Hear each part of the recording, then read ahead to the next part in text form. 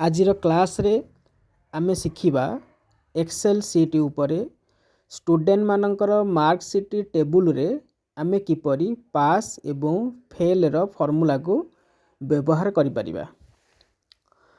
मु वर्तमान एक्सेल रो सीट 1 रे अछि। सीट 1 रो A1 सेल रे मु लेखिली स्टूडेंट नेम, तापरे मु टैब यूज करिकी नेक्स्ट सेल को आसिली, सेठी लेखुची MIL गोटे सब्जेक्ट रो नेम। तापरे मु टैब यूज कली English, TLS, science, social science, मु एमती सबू सब्जेक्ट गुड़िकर ना एठे लेखिली। तापरे सोशल साइंस पर आमे टोटल नबा, टोटल पर आमे नबा पास एवं फेल। आमे गोटे टेबुल रो डिजाइन एठे बनौचे। आमे याको कंप्लीट करिया पई स्टूडेंट रो नेम गुड़िक नबा, जेमति कि राम, तापर स्टूडेंट आमे नबा संजय, तापर स्टूडेंट आमे नबा रमाकांत। तीनोटी स्टूडेंट रो नेम आमे एथरे टेबुल ऊपर नैचे। सेमानकर मार्क सब आमे एंट्री कर नबा। MIL रे राम रो मार्क केते अछि, मैथ रे तार मार्क केते अछि, सेमदि को सब्जेक्ट रे से माने केते मार्क रखिसंदी, से मार्क गुडी को आमे एथरे इनपुट कर नउचे। एटे गोटे कथा मन रखंतु, जतले आपण गोटे सेल रो आ गोटे सेल को जाउसंदी सब बेले कीबोर्ड रो टैब को प्रेस करिवे। सेमदि संजय रो मार्क गुडी को आमे एथरे एंट्री कर नबा। तापरे रमाकांत स्टूडेंट तांकर मध्य मार्क गुडी को आमे एथरे एंट्री कर नबा। ई मार्क गुडी को एंट्री करि साला परे आमे सेमानकर टोटल मार्क बाहर कर दबा। टोटल मार्क पाई मु H2 सेल को सिलेक्ट कली। एठे आमे राम जो स्टूडेंट अछि तारो टोटल मार्क बाहर करिबा।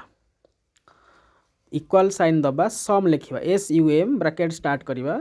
रामर जो MIL मार्क कोटे अछि B2 स्टार्टिंग हेछि B2 सेल रु, तेणु B2 इज टू साइन दबा। सरीची कोठे तारो ना G2 पाखरे, G2 को सिलेक्ट करिबा। देखो गोटे ब्लू कलर रो सिलेक्ट आसी गला, तेणु B2 is to G2 bracket close enter. Total mark आसी गला 331। से अनुसार आमे ड्रैग करनबा। हमर अन्य दुई जन स्टूडेंट कर मार्क मध्य पळि आसिला। एठी आमे वर्तमान पास फेल बाहर करिबा। पास फेल कोन ना, जदि से माने कोनोसी सब्जेक्ट रे 30 मार्क रु कम मार्क रखिथिबे ताको आमे फेल करिबा, 30 मार्क रु अधिक मार्क रखिथिले पास करिबा। ताहले आमे एठे equal sign दउचे, if लेखुचे।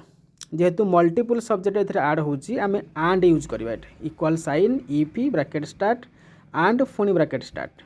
B2 greater than equal 30, तापर कमा, सेमदी C2 ग्रेटर दैन इक्वल 30, तापर कमा, सेमदी D2 ग्रेटर दैन इक्वल 30, तापर कमा, E2 ग्रेटर दैन इक्वल 30, तापर कमा, F2 ग्रेटर दैन इक्वल 30, तापर कमा, G2 ग्रेटर दैन इक्वल 30, तापर ब्रैकेट को क्लोज करिबा।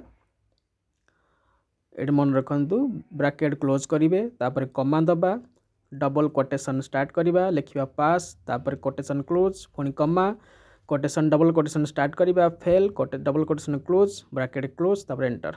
देखो एठे फेल आसला। काहे फेल आसला? देखो इंग्राजी रे ए पिलाटी रखिछि 29। आमे कहि जे 30 मार्क ओभर थिले, एभव थिले से पास थांदा। जेहेतु गोटे सब्जेक्ट रे मार्क 30 रु कम अछि, हेतु से फेल आसला। ए पिलाटी काहे फेल आसला रमाकांत? ना यार 28 मार्क अछि TLS रे, सेथि पई ए फेल दिटांग हे जाइसंती। अन्य पिलाटी पास करिछि कि संजय, से सबुतरे